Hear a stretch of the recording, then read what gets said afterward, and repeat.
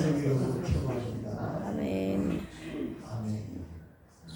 할렐루야. 아멘. 여러분이 기도하시는 동안 많은 일들이 있었습니다. 아이고 숨차다. 저희 리모컨으로 해야 되는데 예. 리모컨 안에 있는 거를 노트북에 연결을 안 해가지고.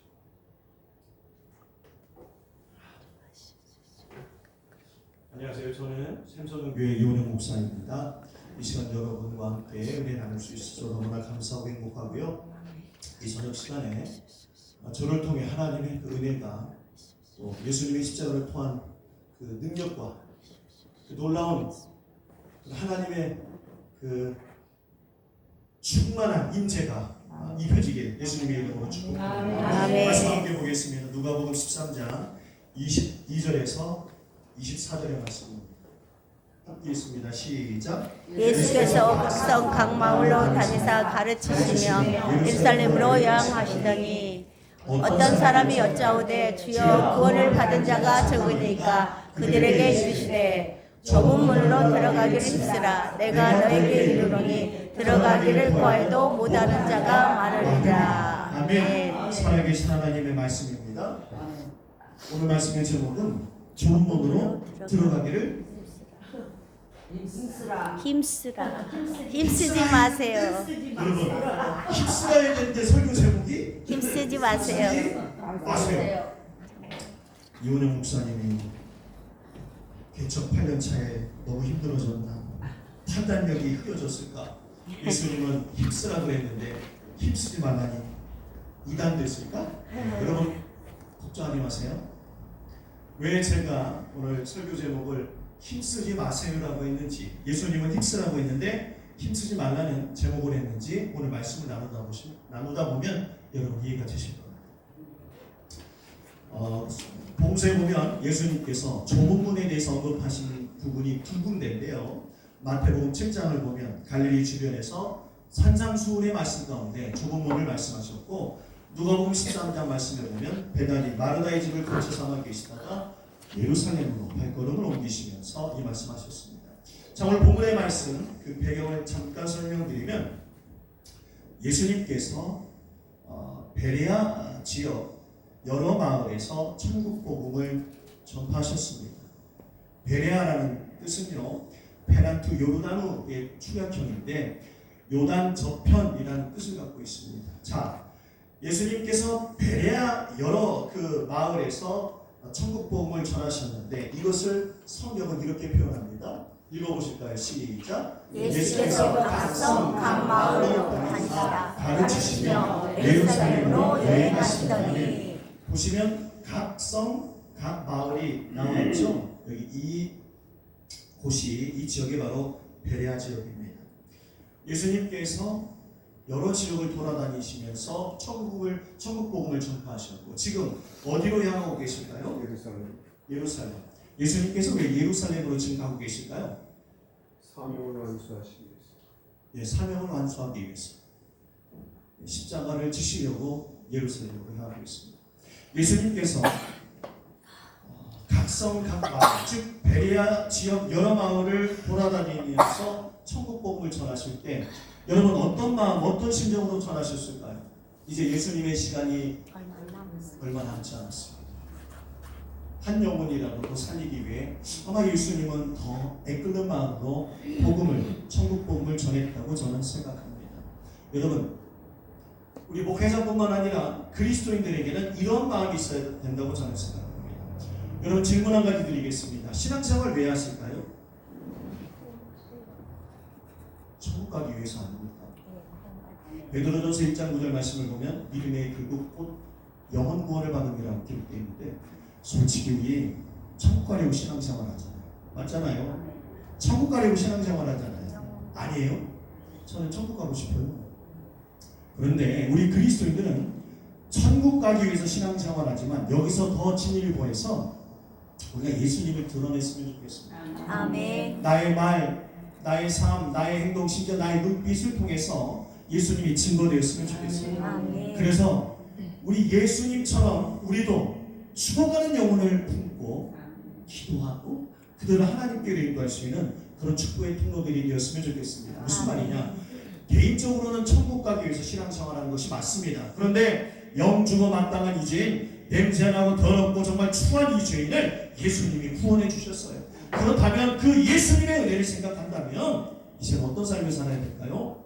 예수님을 기쁘시게 예수님을 위한 삶을 살아야 되지 않을까요? 아멘. 천국 가려고 신앙생활하던 내가 이제는 예수님 때문에 신앙생활할 수 있는 그런 성숙하고 성장한 그런 존재들이 되어야 될 줄 믿습니다. 아멘. 예수님은 십자가의 죽음을 앞두고 한 영혼이라도 더 살리시려고 그렇게 예루살렘으로 올라가시면서도 천국 복음을 전하셨던 것이죠. 자, 이때 어떤 사람이 예수님께 질문을 합니다. 읽어보실까요? 시작. 어떤 사람이 여짜오되 주여 구원을 받는 자가 적으니까 그들에게 이르시되. 어떤 사람이 와서 예수님께 질문했는데 뭐라고 질문했습니까? 구원 있는 사람이 적습니까? 왜 이 사람이 예수님께 이런 질문을 했을까요? 예수님 당시도 그렇고 지금도 마찬가지일 것입니다. 랍비들은요, 유대교의 랍비들은 유대민족, 즉 유대인들은 민족 전체가 구원 얻는다고 가르쳤습니다. 우리는 하나님의 선택된 백성, 즉 선민으로서 우리는 민족적 구원을 얻는다고 그들은 가르쳤어요. 그러니까 예수님 당시에 많은 유대인들은 어떻게 생각했어요? 우리는 다 구원 얻는다, 천국 간다고 생각한 거죠. 근데 예수님은 다른 얘기하고 있어요. 예수님은 지극히 개인적 영역으로 구원을 말씀하고 계십니다. 그리고 랍비들이 잘 말하지 않은 뭐도 말이요? 회개와 지옥에 대해서도 얘기하고 있는 거예요. 이런 예수님의 그 색다른 또는 생소한 좀 이상한 그런 가르침을 이 사람은 의아해하면서 와서 묻는 거죠. 뭐라고 묻는 거예요? 구원을 얻는 자가 적으니까. 그동안 가르침 받을 때는 우리는 다 천국 가는데 우리 이스라엘 백성, 우리 민족은 민족적 구원, 모두가 구원받는데 예수님 어떻게 된 거예요? 라고 물었던 것이죠. 이 질문에 대해서 예수님이 뭐라고 답변하셨을까요? 읽어보시겠습니다. 시작. 좁은 문으로 들어가기를 힘쓰라. 내가 너에게 이르노니 들어가기를 구하여도 못하는 자가 많으리라. 아멘. 예수님은 천국에 다 들어가는 것이 아니다. 선민이라고 천국행이 보장되어 있는 것이 아니다라고 말씀하시는 거죠. 여러분, 성경에서 누가 지옥에 대해서 가장 많이 말했을까요? 누가 예수님이라고 했어요? 예, 맞습니다. 예수님이 지옥에 대해서 가장 많이 말씀하셨어요. 좀 전에 말씀드린 것처럼 이스라엘 백성들은 모두가 구원 얻는다고, 민족적 구원 얻는다고 생각했는데 예수님은 지옥을 말씀하셨어요.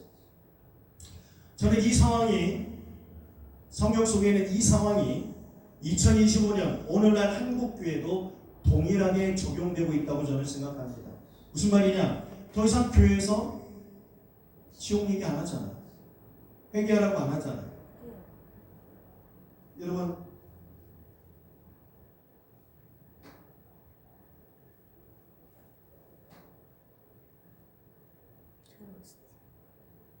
제가 몇 개를 누르고 이분 아세요? 네, 저요. 예, 긍정의 힘이라는 책을 써서 공전에 이틀을 쳤던 조엘 오스틴 목사님과 그의 아내 빅토리아 오스틴 사모님도 목사님이세요. 부부 목사님이세요. 이 조엘 오스틴 목사님이요, 지옥을 설교하지 않습니다. 네, 맞아요. 미국에서 가장 큰 교회 중 하나인 레이크우드의 담임 목사님이신데 이분이 본인이 설교를 하든지 아니면 책을 쓰든지 글을 쓰든지 아니면 인터뷰를 하든지 죄악의 문제를 한 번도 다룬 적이 없어요. 그래서 미국 교회에서 이 조엘 오스틴 목사님을 비판했습니다. 일각에서는 그가 번영신앙을 조장한다는 비난도 일어났죠. 비난이 이렇게 거세지니까 2011년 초에 이분이 CNN에 출연해서 최초로 죄의 문제를 다뤘습니다. 그러니까 무슨 일이 벌어진 줄 아세요? 당시 워싱턴 포스트를 비롯해서 미국의 주요 일간지들이 이 오스틴 목사님이 최초로 죄에 관해서 말했다고 대서특필을 했어요. 얼마나 죄에 대해서 말하지 않았으면 목사님 입에서 죄에 대해서 언급했다고 미국의 유력한 일간지들이 대서특필을 했습니다. 자, 그런데 그 놀라움에서 그치는 것이 아니라 이분이 2016년 부활절 날입니다. 미국의 CBS 방송 주일 아침 특별 설교에서 이런 설교를 합니다. 제가 읽어드립니다. 지옥이나 회개에 대한 부분을 설교하지 않는다고 해서 사람들을 속인다고 생각하지 않으며 그들이 삶 속에서 충분히 지쳐있고 죄책감 속에 살고 있다고 생각합니다. 이게 무슨 말이에요? 지옥 설교 안 해도 괜찮아요. 이 땅이 지옥이다.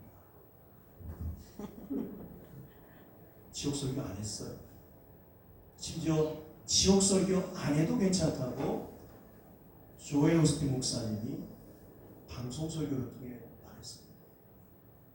부차구스라고 했나 유유상종이라고 했나 이 아내는 빅토리아 오스틴은 무슨 말 하는 줄 아세요?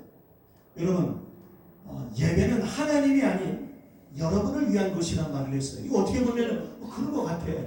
맞지? 근데 아니죠. 예배 방향성은 철저히 어디를 향해 있어요? 하나님 향해 있어요. 이 아내는 이 빅토리아 오스틴 목사님은 예배는 여러분을 위한 것이다. 사람을 위한 것이다 얘기했습니다. 남편은 지옥 설교 하지 않아도 괜찮아요. 이게 뭐라고 해야 돼요? 유유상종이라고 해야 돼요? 부창구스라고 해야 돼요?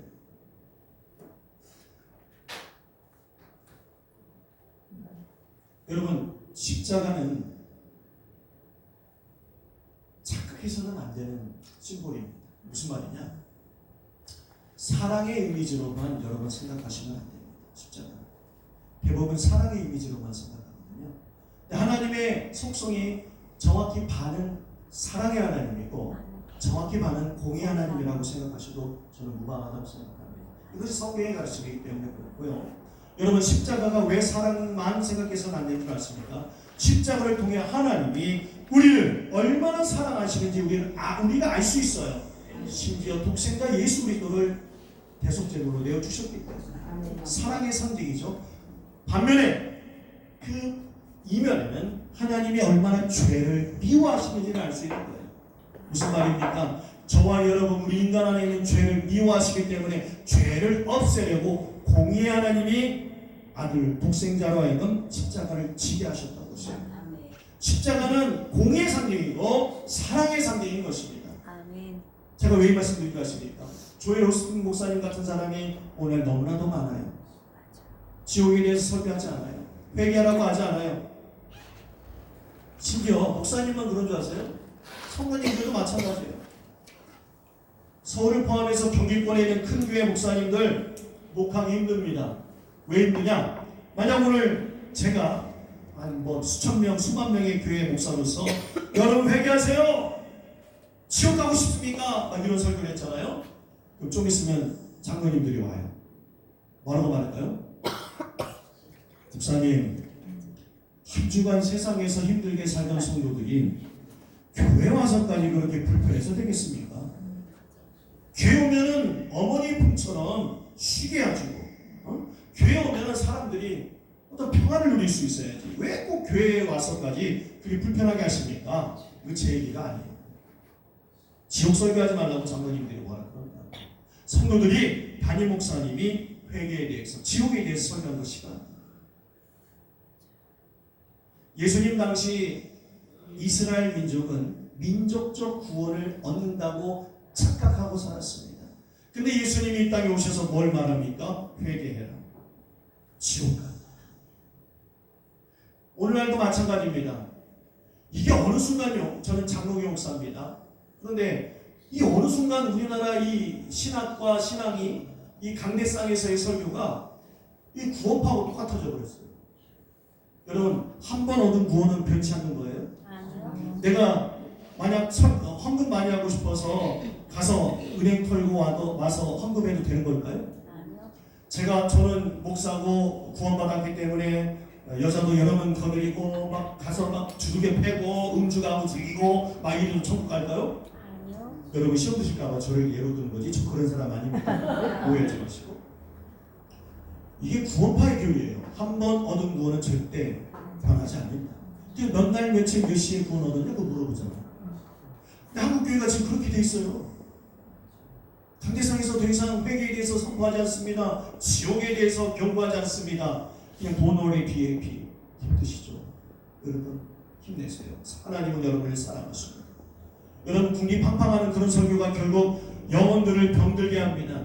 제가 어렸을 때 우리나라 교계에 성도 수가 1,몇백만이라고 막 목사님들이 말씀하셨는데 지금 얼마나 될까요? 많게 잡아서 800만이에요. 근데 제가 볼 때 800만 안 됩니다. 왜 교세가 급격하게 기울어진 거예요? 출산율이 저하돼서? 아니에요. 교회가 십자가의 복음을 선포하지 않았어요. 반쪽짜리 십자가, 사랑의 십자가만 공표하니까 그런 거예요. 공의 하나님이 얼마나 죄를 싫어하시는지 그걸 가르치지 않는 거예요. 예수님이 지옥 가는 그 길을 가르쳐 주는 것이 아니라 천국 가는 길을 가르쳐 주시면서 하시는 말씀이 어떤 문이라고요? 좁은 문이라는 것이죠. 이 말씀을 우리는 심각하게 생각할 수 있어야 된다고 생각합니다. 왜냐하면 다른 사람들은, 세상 사람들은 몰라도 우리 하나님 믿는 백성들은 천국 가는 게 쉬운 것이 아니다. 이것을 늘 염두에 둬야 된다는 것이죠. 하나님 나라로 들어가는 문을 좁은 문이라고 합니다. 마태복음을 보시면 마태복음 7장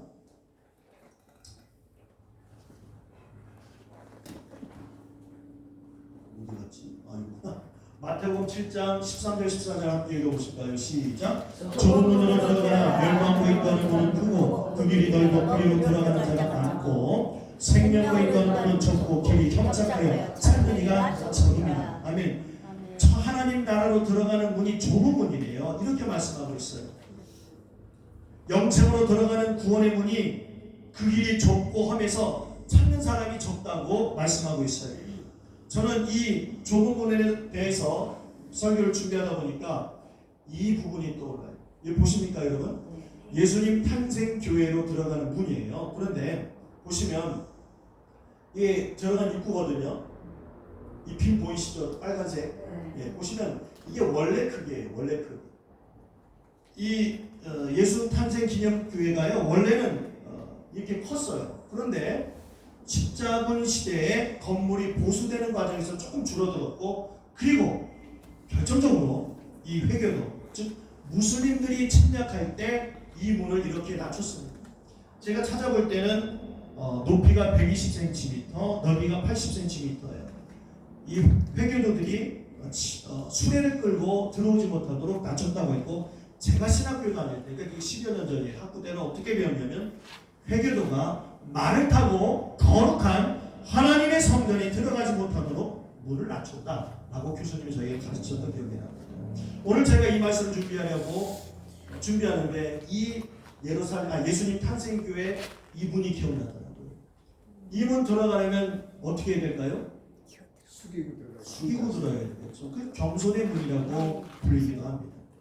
그런데 이 문보다 더 작고 더 힘든 문이 천국 가는 문이에요. 왜 그런 줄 아십니까?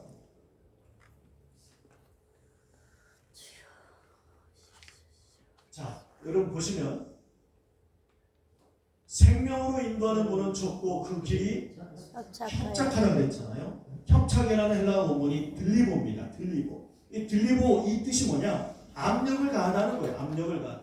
이 압력을 가하다를 여러분들이 어떻게 잘 설명할까 생각하다가 예전에 어떤 쇼츠를 봤어요. 짧은 동영상. 어떤 사람이 모기가 엥 와서 모기가 피를 빨더라고요. 그러니까 이 사람이 화가 났어요. 이는 이 녀석을 어떻게 움직여줄까 생각하다가 어떻게 꾀를 내냐면, 여러분 주사기 알죠? 주사기에 이 모기를 피 빨던 모기를 잡아서 주사기에 넣었어요. 그리고 주사기 앞 이 원래 바늘 꽂는 그 구멍을 손으로 막고 압력을 넣었다 뺐다 하는 거예요. 모기가 어떻게 될까요? 죽죠.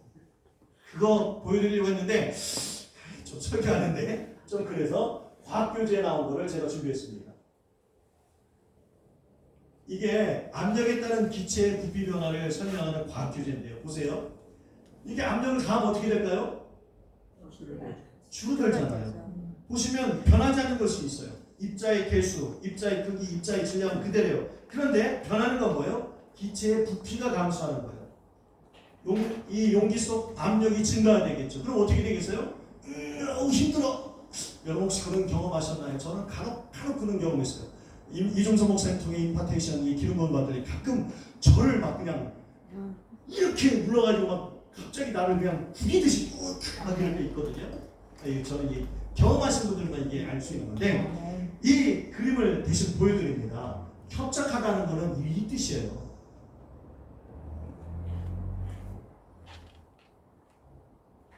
아주 좁은 공간에서 눌림을 당해 고통스러운 상태가 들리고 협착이라는 거예요.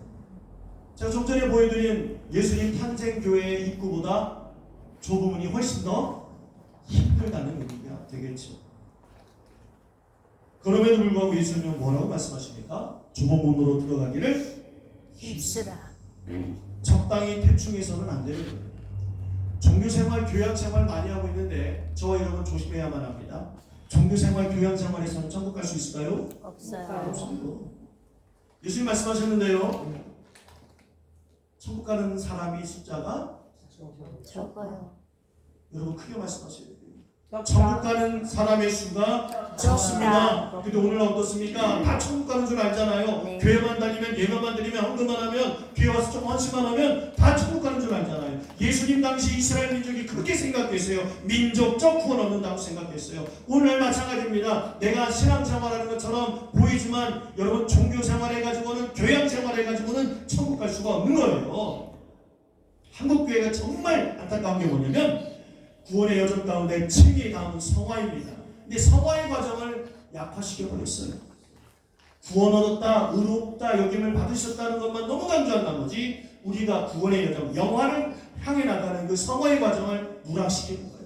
강조하지 않는 거예요. 이래서 한국교회가 힘이 없어진 겁니다. 자, 그러면 이제 여러분 지금부터는 좀 집중하셔야 돼요.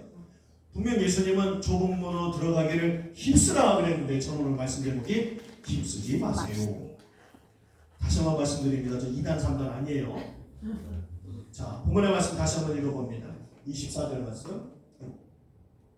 이게 멀리 있어서 잘 안 되나? 예, 읽어보겠습니다. 시작. 좁은 문으로 들어가기를 힘쓰라. 내가 너희 이름으로 들어가기를 구하여도 못하는 자가 많으리라. 아멘. 힘쓰라 그랬잖아요. 여러분 보시면 여기 제가 빨간색으로 했습니다. 힘쓰라. 이 힘쓰라라는 원문 단어가 쓰인 다른 성경의 구절 한번 찾아볼게요. 먼저 디모데전서 6장 12절. 믿음의 선한 싸움을 싸우라. 영생을 취하기 위하여 내가 부르심을 받았고 많은 증인 앞에서 선한 증언을 하였도다.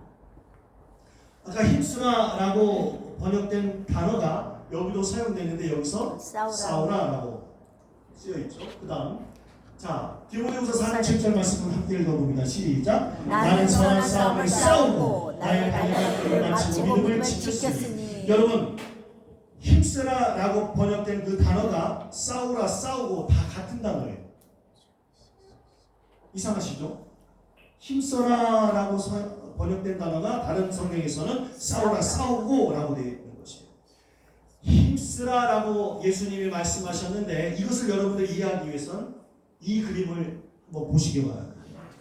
로마 제국시대 검투사들입니다. 원형 경기장이나 어떤 경기장 안에 들어가서 싸워요. 언제까지? 한 죽을 예, 때까지. 죽일 때까지 또는 죽을 죽을 때까지. 때까지. 네. 지금 예수님께서 좁은 문으로 들어가기를 힘쓰라라고 말씀하신 그 헬라어 원문이 아고니 조마이입니다. 이 아고니 조마의 어근이 아군인데요. 선수들이 원형 경기장에서 죽을 힘을 다해 싸우는 모습을 그리는 단어가 아곤이에요. 그리고 그 아고니 조마이는 투쟁하다, 상을 위해 싸우다라는 뜻을 갖고 있습니다. 그러니까 한글 성경이 지금 힘쓰라라고 번역했지만 이 힘쓰라라는 한글 단어로는 예수님의 말씀이 충분히 설명되지 않는 거예요. 그래서 제가 오늘 말씀의 제목을 좁은 문으로 들어가기를 힘쓰지 마세요라고 한 거예요. 그럼 어떻게 될까요? 힘쓰는 정도가 아니라 죽을 힘을 다해 싸우라는 거예요. 어디 들어가기 위해서? 천국에 들어가기 위해서. 이거 목사님이 설교한 거 아니고 어떤 철학자, 신학자가 말한 것도 아니고 누가 말씀하신 거예요? 예수님. 예수님이 말씀하신 거예요. 우리는 구원 얻습니다. 무엇으로? 믿음으로. 믿음으로. 근데 그 믿음이 입술로 증명되는 것이 아니라 삶으로 증명되는 것이에요. 아멘. 이걸 우리는 놓치지 말아야 될 줄 알아요. 아멘. 예수님이 말씀하셨어요. 그냥 단순히 힘쓰는 정도가 아니라 죽을 힘을 다해서 싸우라는 거예요. 아멘. 싸우시렵니까? 싸워야만 하는데요. 왜요? 싸워서 이기지 않으면 나는 지는 거예요. 지는 거지. 예수님이 말씀하신 의도는 힘쓰는 정도가 아니라 죽을 힘을 다해 싸우라는 의미인 것이죠. 자, 주님의 말씀 앞에서 우리는 힘써야 할까요? 싸워야 할까요? 싸워야 합니다. 싸워야 되겠죠. 왜 싸워야 될까요? 누구랑 싸워야 돼요?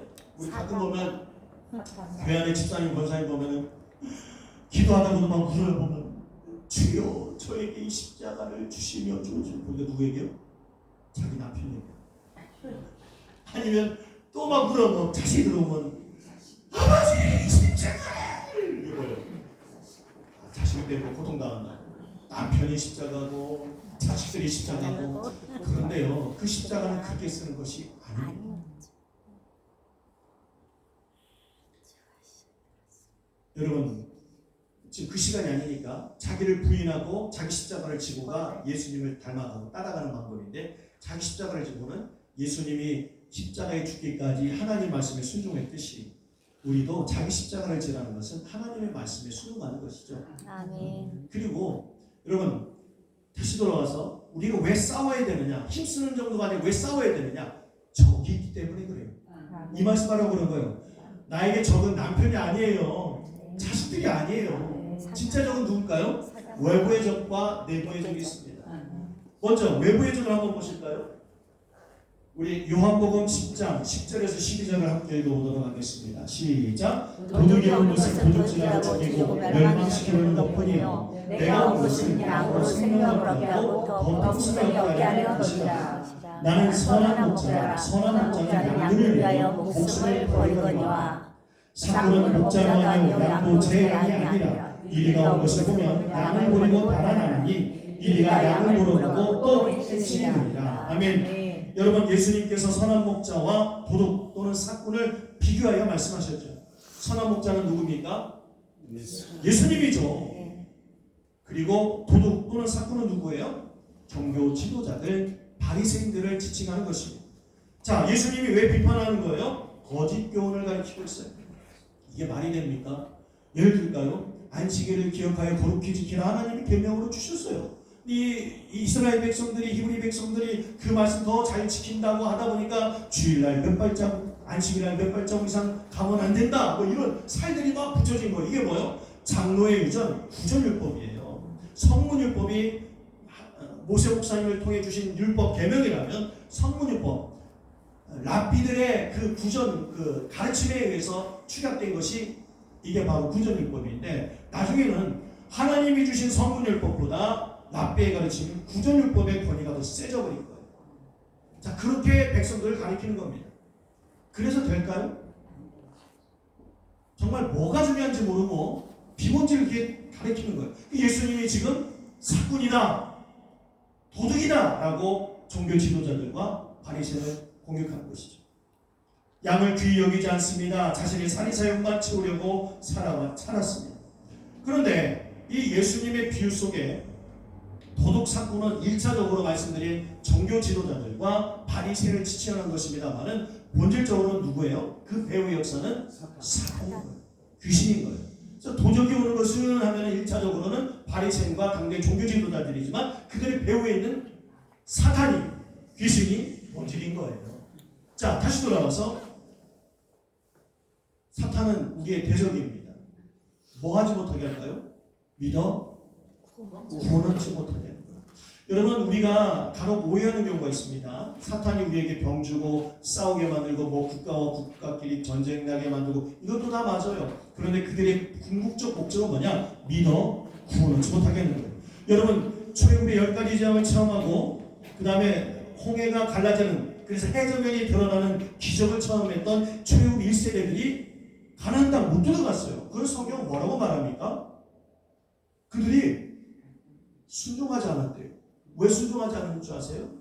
믿지 않았기 때문에. 이게 놀랍지 않습니까?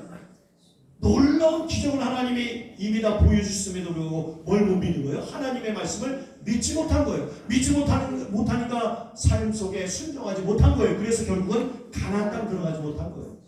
시간 없어서 말씀 못 찾고 그냥 말씀드립니다.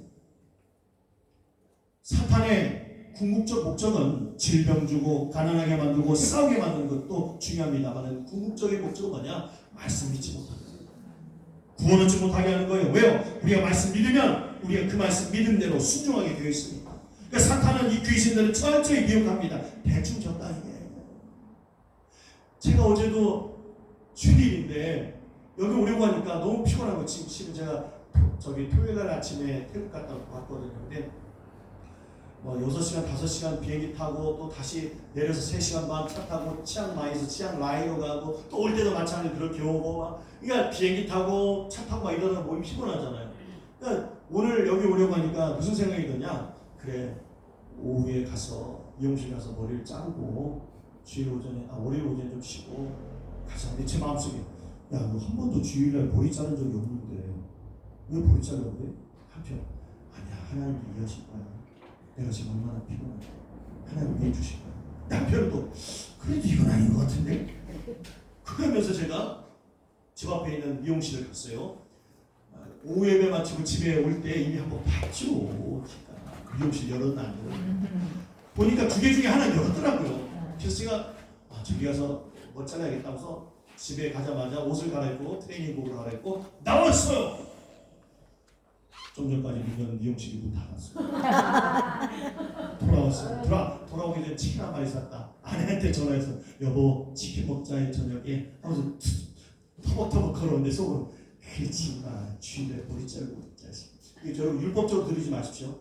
제가 말씀드린 거는 율법적으로 말씀드린 게 아니라 주일을 온전히 하나님께 예배드리고자 하는 저의 중심이 벗어났음을 말씀드리는 것이지 뭐가 주일날 이거 아니에요. 오해하지 마시고. 여러분 저도 그런 거예요. 근데 많은 경우 대다수의 성도들이 그걸 일상생활 가운데 겪는 거예요. 아이고 하나님도 이해하시지 얼마나 피곤한데 오늘 주일 한번 빠진다고 하나님 뭐라 하실까? 사랑의 하나님인데 정말 그럴까요? 근데 이게 자녀분들 계시죠? 자녀분들 계신데 자녀들이 전화도 안 해. 찾아오지도 않아. 뭐 남처럼 살아요.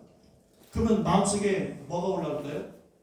섭섭이가 올라오시죠? 여러분 다 사랑이 많으신 분들 계십니다. 자녀들이 연락 안 해도 방문 안 해도 샬롬의 평안이 있으시죠. 어쨌든 뭐 이러잖아요. 그러면 자녀한테 전화 한 통해서 말이 곱게 나와요? 나쁘게 나와요? 나쁘게 나와요. 너는 전화도 안 하고 뭐 그러나요? 그럼 자녀가 이렇게 하면 엄마 다 생각한다니까. 나 엄마 사랑해. 아니 왜 이래? 막. 여러분 이거 사랑하는 걸까요? 사랑하는 거 아니에요. 사랑은 말로 증명되는 것이 아니라 삶의 행동으로 나타나게 됩니다. 아멘. 저도 아내가 만나서 여보 용서해요. 저가 키가 커요. 제가 170인데 저보다 한 2cm 좀 큰 것 같아요. 솔직히 저보다 키 큰 여자 좀 매력이 없었어요. 근데 그 아내가 어느 순간 제 마음에 쏙 들어오면서 자꾸 아내한테 가고 싶은 거죠. 통하고 싶고 만나고 싶고 손잡고 싶고. 뭐지 이 표정들은? 왕년에 연애들 안 해보셨나? 난 그런 거 몰라요 하는 표정들 있어요. 좋아하면 마음이 가요. 아멘. 마음만 가요? 발걸음도 가요. 아멘. 손도 가요. 거기까지만 갈게요.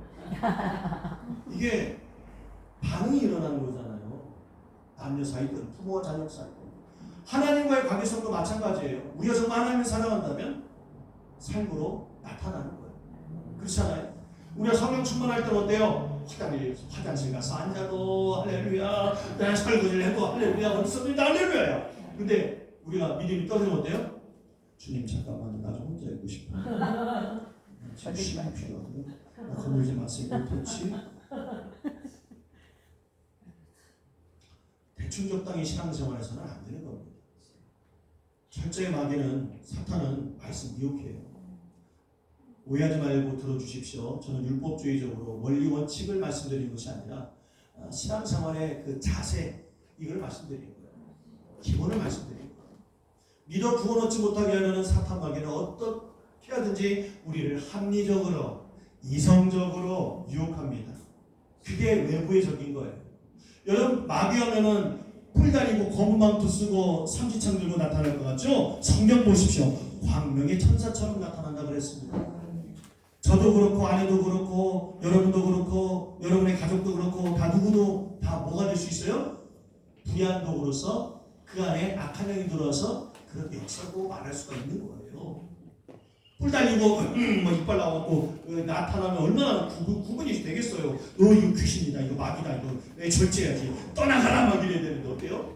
광명의 천사처럼 나오니까 나타나는 거 어때요? 맞는가 봐. 나도 모르게 손들면 가는 거야. 여러분 다시 한번 말씀드립니다. 왜 우리가 좁은 문으로 들어가려고 피흘리기까지 싸워야 되느냐, 힘써야 되느냐? 힘써야 되는 게 아니라 싸워야 되겠죠. 외부의 적이 있습니다. 도둑입니다. 죽이고 멸망시키는 존재입니다. 가엾게 여기서 될까요? 동정에서 될까요? 연민을 느껴서 될까요? 아닙니다. 철저히 부인하셔야 되고 대적하셔야 되고 맨날 바로 뻥뻥 차야 돼요. 아멘. 남편 차고 싶은 거 마귀 차도 돼요? 웃으시면 안 되는데. 자 여러분 외부의 적이 있기 때문에 우리가 싸워야 되는 거예요. 자 두 번째 내부의 적도 있습니다. 이해를 돕기 위해서 사도 바울의 처절한 고백을 함께 나눌게요. 이렇게 먼저 가고, 자 로마서 7장 18절에서 24절 우리 한 절씩 교독하실 때 제가 18절을 먼저 읽겠습니다. 내 속 본내 육신에 합독하실게요. 자 시작. 내 속 내 육신에 선한 것이 하지 않는 줄 아노니 원하는 내 것이나 선을 행하는 것은 없노라. 내가 원하는 바는 하지 아니하고 도리어 원하지 아니하고 악을 행하는도다.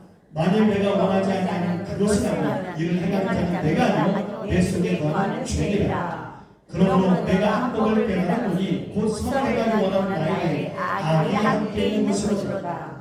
내 속사람은 하나님의 법을 즐거워하되 내 지체 속에서 한 다른 법이 내 마음의 법과 싸워 내 지체 속에는 죄의 법으로 나를 사랑하는 것을 보는도다. 오호라 나는 곤고한 사람이로다. 이 사망의 목에서 누가 나를 건져내랴. 사도 바울이 처절하게 고백하고 있습니다. 오호라 나는 곤고한 사람. 왜 그런 거예요? 자신의 영은 하나님의 법에 굴복하고 싶어요. 근데 자신의 자아는 즉 자신의 육은 뭐 어떻게 하는 거예요? 죄의 법을 따르는 거예요. 이게 죄송합니다. 환장을 노릇 아닙니까? 우리 역시 마찬가지 아닙니까? 우리 영혼은 하나님의 법을 즐거워하고 하나님의 말씀을 따르고 싶고 예배하고 싶고 기도하고 싶고 찬양하고 싶어요. 우리 육신은 어때요? 좀 더 자자, 좀 더 자. 오늘은 여기까지. 그렇잖아요. 우리 안에 있는 내부의 적이 있어요. 우리의 자아입니다. 여러분 자아 속에 뭐가 있어요? 지금 사도 바울이 처절하게 고백하는 거 자신의 영혼은 하나님의 법을 즐거워하고 그 법 안에 굴복하고 싶지만 자신의 자아 즉 자신의 육체는 죄의 법을 따르는 이 혼란스러운 이 고통스러운 이 처절한 이 모습 우리 안에 다 있는데 자 우리 안에 자아 속에 뭐가 있는 거예요? 호색, 탐식, 자기영광과 같은 죄를 따르는 본성이 있는 것이죠. 여러분은 그거 없으신가? 나만 있나? 호색, 탐식, 자기영광이 우리 안에 있어요. 이게 우리 안에 자아 속에 녹아들어 있어요. 이러니 우리가 여러분 좁은 문으로 들어가기를 싸울 수 없는 원인 중 하나가 되는 거예요. 여러분 생각해 보십시오. 천국 가는 사람 수가 적대요. 그래서 뭐라고 말씀합니까? 좁은 문으로 들어가기를 싸워라. 그렇게 말씀하고 있는데 외부의 적도 있는데 내부의 적도 있는 거예요. 외부에서도 우리를 미혹합니다. 대충 적당히 해라. 야 믿으려면 적당히 믿어라. 미치지 말고 이 좋은 세상에 그렇게 믿어도 되겠냐? 막 이러면서 막 우리를 막 합리적으로 이성적으로 논리적으로 막 우리 공격해와요. 요즘 예수 믿는다고 핍박받는 사람은 없잖아요. 다른 면으로 우리 공격해옵니다. 근데 그게 무서운 게 아니라 더 무서운 대적은 어디 있어요? 우리 안에 우리의 자아. 우리의 자아가 싸우지 못하게 해요. 오늘도 싸워야 되는데 싸우지 못하게 해요. 그래서 우리가 때로는 이 신앙생활에 우선순위가 중요한 거예요. 본질이 중요한 거예요. 할 일이 너무 많아. 근데 그 가운데 하나님이 기뻐하는 일이 뭘까? 그리고 내가 먼저 해야 될 것이 뭘까? 얘기가 주제가 좀 다릅니다만 여러분 급한 일이 있고 중요한 일이 있어요. 무엇을 먼저 하실까요? 말은 이렇게 하시네요.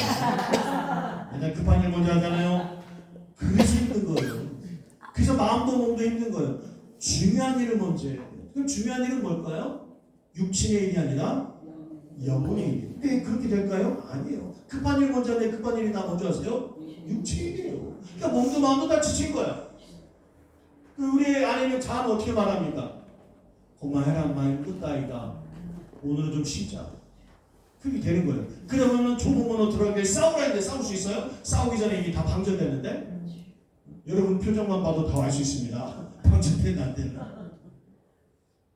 여러분 지금 중국에서 저지되는 마약이 캐나다를 통해서 조금 그리고 멕시코를 통해서 엄청 많이 미국으로 들어가고 있어요. 그래서 트럼프 대통령이 관세 전쟁을 벌이면서 캐나다와 멕시코에게 뭐라고 말합니까?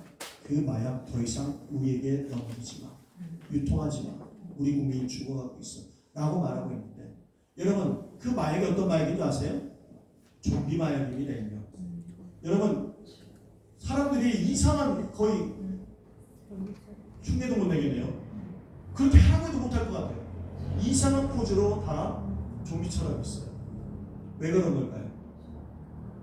약한 마약을 먹다가 복용하다가 점점점 강도가 센 걸 찾다가 거기까지 가는 거예요. 우리 한국 속담에 바늘도둑이 소독된다고 그러잖아요. 우리 안에 있는 그 죄의 욕심이 마약을 비롯해서 술, 담배 할 것 없이 그 모든 것들을 점점 우리로 하여금 타락하게 만들고 육체와 정신과 영혼을 병들게 만들고 있습니다. 이게 다 뭐예요? 우리 안에 있는 대적이잖아요. 그 책임이 누구한테 있는 거예요? 자신한테 있는 거예요. 외부의 적과 내부의 적이 끊임없이 우리를 공격하면서 미혹하면서 우리로 하여금 좁은 문으로 들어가기를 싸우지 못하게 만들고 있다는 것 여러분 기억하시길 바랍니다. 여러분 구원은 이미 얻었습니다. 언제요? 2000년 전 예수님께서 십자가에 운명하셨어요. 그런데 그 구원은 아직 완성되지 않았습니다. 저와 여러분이 죽어서 주님 앞에 서든지 아니면 우리 생에 예수님이 재림하시든지 이때 완성되겠죠. 이미 얻은 구원이지만 아직 완성되지 않았어요. 이미와 아직 사이에 텐션이 있습니다. 이것을 신학적으로는 긴장 또는 텐션이라고 하면서 바로 성화의 과정이라고 설명을 하죠. 여러분 우리는 이 성화의 과정을 반드시 밟아 나가야만 합니다. 아멘. 신앙생활 쉽다고요? 아니요. 힘들어요. 처절해요. 정말 은혜 받는 건요 낙추물이라고 하죠. 처마 밑에 똑 떨어지는 것처럼 눈물 콧물 흘리면서 회개야만 합니다. 땀 흘려야만 합니다. 기쁨교회 다 가신 분들 아시죠? 그렇죠? 여기 지금 호텔이에요. 전에 지하에서는 말도 못했어요. 언제 간절한 기회가 있을지 모르지만 제가 80차에 처음 갔을 때 내 무릎이 이미 앞에 사람 엉덩이에 달락말락하고 있는데 전 좀 그런 거 싫어했거든요. 좀 깔렸던 거. 근데 이종석 목사님은 더 붙이세요. 내 무릎이 앞에 사람 거 붙어야 돼요.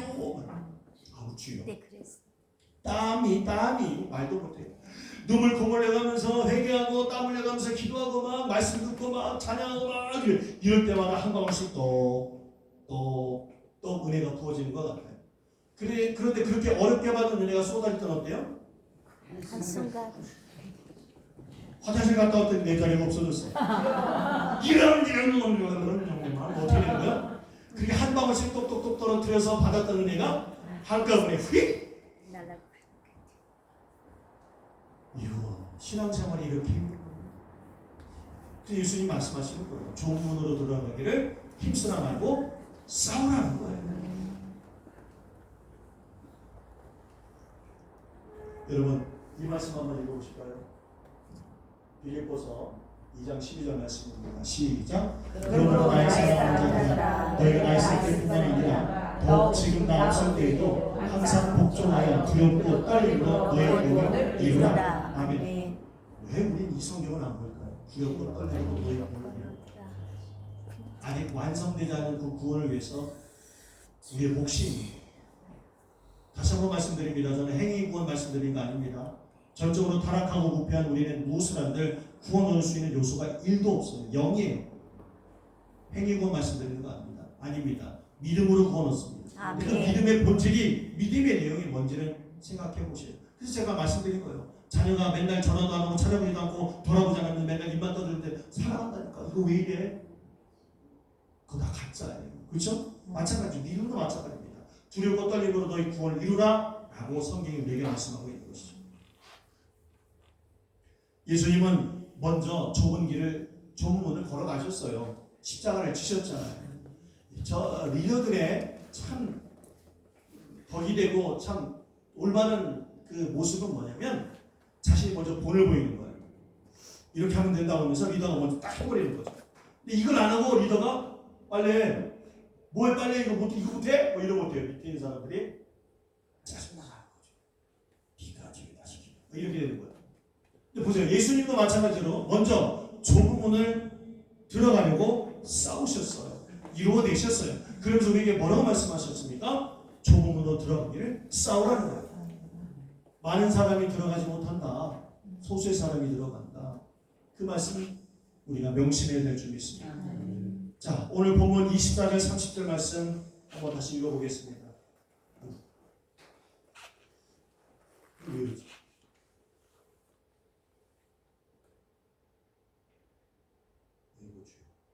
자, 읽겠습니다. 시작. 좁은 문으로 들어가기를 힘쓰나 내가 너희가 이르노니 들어가기를 구하여도 못하는 자가 많으리라. 주여. 집주인이 일어나 문을 한 번 닫으니 너희가 밖에 서서 문을 두드리며 주여 열어주사 하면 그가 대답하여 이르되 나는 너희가 어디에서 온 자인지 알지 못하노라 하니니 그때 너희가 말하되 우리는 주 앞에서 먹고 마셨으며 주 또한 우리를 길거리에서 가르치셨나이다 하나 저가 너희가 말하여 이르되 나는 너희가 어디에서 왔는지 알지 못하노라 행악하는 모든 자들아 날 따라가라 하니라 너희가 아브라함과 이삭과 야곱과 모든 선지자가 하나님의 나라에 오직 너희는 밖에 쫓겨난 것을 볼 때 거기서 슬피 울며 이를 갈리라. 여기를 읽겠습니다. 25절 말씀은 주여 문을 열어주소 라고 말하고 있는 게 뭡니까? 천국 문을 열어달라는 거잖아요. 근데 예수님은 나는 너희가 어디서 온지 모른다라고 비유로 말씀하고 있어요. 천국 문을 열어줄 수 없다는 것이죠. 벽의 구절인 마태복음 7장 22절 말씀 보면 우리가 주의 이름으로 선지자 사역을 했고 귀신도 내쫓는 권능을 했다고 말씀하고 있어요. 여러분 무슨 말입니까? 나는 너희가 어디서 왔는지 모른다. 행악하는 자라나 나를 떠나가라. 이 예수님의 말씀을 통해 우리가 무슨 직분을 받았든 우리 어떤 헌신을 했든 또는 신앙의 열수가 얼마나 오래됐든 또는 헌금을 얼마나 많이 했든 예수님과 상관없는 자가 돼서는 안 된다는 거죠. 가지로서 나무에 붙어 있어야 돼요. 이게 구원론의 핵심입니다. 예수님께 붙어 있어요. 아멘. 여러분 그래서 우리 두 가지 대적과 싸워야 돼요. 외부의 적 사탄과 내부의 적 내 자아와 피 흘리기까지 싸우며 좁은 문을 들어가려고 매일 싸워야만 합니다. 이렇게 안 하면 구원은 나와 상관이 없다는 거예요. 구원을 얻는 자가 적습니까? 어떤 유대인이 예수님께 질문했을 때 예수님은 좁은 문으로 들어가기를 힘쓰라라고 말씀하셨죠. 그런데 우리가 오늘 살펴본 바 예수님이 말씀하신 힘쓰라는 단어가 그게 아니었죠. 뭐였습니까? 피 흘리기까지 싸워 승리하라는 의미였습니다. 고린도전서 9장 25절 말씀 보면 사도 바울이 이렇게 말합니다. 이기기를 다투는 자마다 모든 일에 절제한다. 이게 바로 우리가 좁은 문을 향해 나아가는 자세가 되어야만 할 것입니다. 여러분 우리 주님은 우리가 좁은 문을 선택하기를 원하고 계십니다. 이제 우리는 그저 힘쓰는 정도가 아니라 외부의 적과 내부의 적과 피 흘리기까지 싸워 이겨야만 합니다. 어디 가려고? 좁은 문 들어가려고. 좁은 문은 어디를 향하는 문입니까? 천국을 향한 문입니다. 오늘 말씀을 들은 저와 여러분 이제 달라져야만 할 것입니다. 아하! 예수님이 말씀하셨구나. 좁은 문으로 들어가기를 힘쓰는 정도가 아니라 싸워야 되겠구나. 왜요? 내부의 적과 외부의 적이 있거든요. 이제 우리 신앙생활의 자세가 좀 달라질 줄 믿습니다. 아멘. 그냥 이대로 살다가 나 천국 간다고 착각하시는 분 같아요. 그러니까 고백했다고 나 천국 간다고. 이거 구원파의 교회예요. 구원파의 교회예요. 전혀 그렇지 않습니다. 아무튼 여러분들 대다수의 사람들이 외면하고 거부하는 그 좁은 문을 향해서 날마다 믿음의 정진을 이루어갈 수 있기를 예수님의 이름으로 축복하고 아멘. 축원합니다. 아멘. 할렐루야. 아멘. 우리 함께 찬양하겠습니다. 우리 아까 찬양 불렀었죠? 주님 다시 오실 때까지